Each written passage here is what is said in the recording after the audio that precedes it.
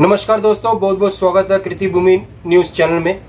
मैं हूं मनदीप शर्मा और आप लाइव तस्वीरों में देख रहे हैं पेवा से आशीष चक्रपाणी हमारे बीच में मौजूद हैं, सीएम विंडो के एमिनेंट के रूप में। आइए कुछ चर्चा के ऊपर बातचीत करते हैं, विशेष बातचीत करते हैं। सबसे पहले आशीष चक्रपाणी का स्वागत करते हैं कृति भूमि न्यूज़ चैनल में। आशीष चक्रपाणी जी, सबसे पहले तो ये जानना चाहेंगे कि जो सीएम विंडो एमिनेंट के रूप में आपको पद मिला हुआ है, इस पद के अकॉर्डिंग आप क्या क्या कार्य कर रहे हैं और कब से कर रहे हैं?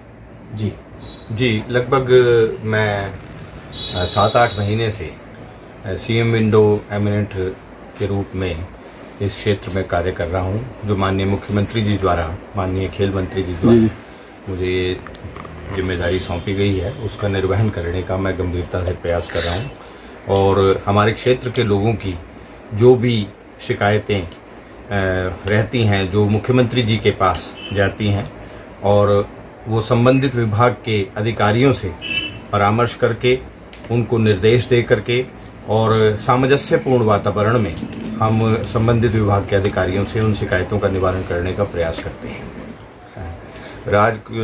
कोई विशेष राज नहीं जी, जनता के बीच में रहना, जनता के सुख दुख में भागीदार रहना और लोगों का जिस सीमा तक भी संभव हो उनका सहयोग करना।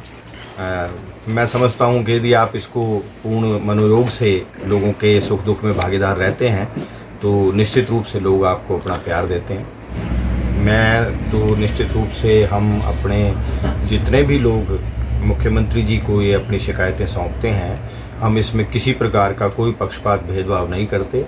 और जो भी लोग इस शिकायत को लेकर के हमारे पास आते हैं, हम संबंधित विभाग से उनके निवारण का पूरा प्रयास करते हैं। हमारा यही दायित्व है और हम इस दायित्व का निर्वहन पूरे तरीके से करने का प्रयास करें। मैं पहली बात तो ये है कि समस्याएं कुछ इस प्रकार की होती हैं। हमारी भी सीएम विंडो में भी हमारी भी कुछ सीमाएं हैं, हमारी भी कुछ मर्यादाएं हैं। हम उन सीमा और मर्यादाओं के अंतर्गत ही लोगों की समस्याओं का निवारण कर सकते हैं। हमारे समाज की एक बहुत बड़ी समस्या है, इसमें कोई संशय नहीं है। हमारी युवा पीढ़ी को वो बर्बाद कर रहा है और देश के भविष्य से बहुत बड़ा खिलवाड़ होता है जब क्योंकि युवा ही देश का भविष्य होते हैं। निश्चित रूप से जो है वो नशा जो है हमारे समाज की एक बहुत बड़ी कुरीति, बहुत बड़ी समस्या है और इसके ऊपर जो है वो सजग होकर पुलिस प्रशासन और सरकारें मिलकर के काम कर रही हैं। मैं बिल्कुल ये आपके माध्यम से भी मैं माननीय मुख्यमंत्री जी से ये निवेदन ही करता हूँ कि ये जो समस्या है, आवारा बेसहारा गौवंश की जो ये समस्या है, इसका ये बहुत बड़ी समस्या है। इसकी वजह से किसान वर्ग को, सामान्य वर्ग को बहुत दुर्घटनाएं इसकी वजह से होती है। लोगों को अपनी जीवन भी गंवाना पड़ा है, बहुत लोगों को चोट, दुर्घटनाएं, बहुत सारी इस तरह की घटनाएं, एक्सीडेंटों को बढ़ावा मिल रहा है। बिल्कुल, एक्सीडेंटों को बढ़ावा मिल रहा है और किसानों का बड़ा भारी नुकसान होता है, फसल का नुकसान होता है। कई प्रकार की समस्याएं इसकी वजह से आ रही हैं। तो मैं माननीय मुख्यमंत्री जी से निवेदन करूंगा कि इस समस्या के निदान के लिए वो जल्दी से जल्दी प्रयास करें और बिल्कुल लोगों को इससे मुक्ति मिलनी चाहिए।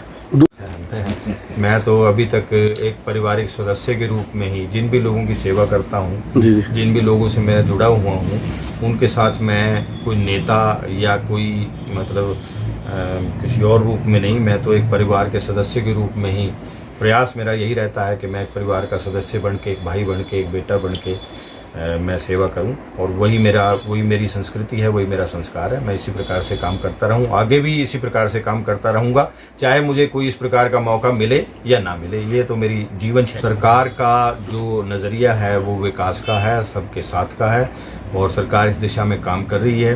तो यदि कुछ क्षेत्र ऐसे हैं जहाँ विकास की कमी रह गई है, जैसे आपने रोडों की समस्या बताई, तो ये जो रोड की जो समस्या है, मार्गों की जो समस्या है, इस पर जो भी खस्ता हाल हैं, जहाँ रिपेयर करनी चाहिए वहाँ रिपेयर, जहाँ नई सड़कें बनानी चाहिए वहाँ नई सड़कें बनाई ही जानी चाहिए। मैं माननीय मुख्यमंत्री जी से निवेदन करता हूँ, माननीय खेल मंत्री जी से, यहाँ हमारे क्षेत्र के प्रतिनिधि हैं, उनसे निवेदन करता हूँ कि हमारे क्षेत्र की जितनी भी ये समस्याएँ हैं, चाहे वो राजमार्गों की हों या सामान्य जो गाँवों को शहरों से जोड़ने वाले मार्ग हैं, उनकी जो समस्याएँ हैं उनको जल्दी से जल्दी दूर किया जाना चाहिए। देश में जो है मातृशक्ति को, बेटियों को पढ़ाने का और उसको आगे बढ़ाने का, क्योंकि एक स्त्री जो है वो एक पूरे परिवार का संबल होती है, उसका बल होती है।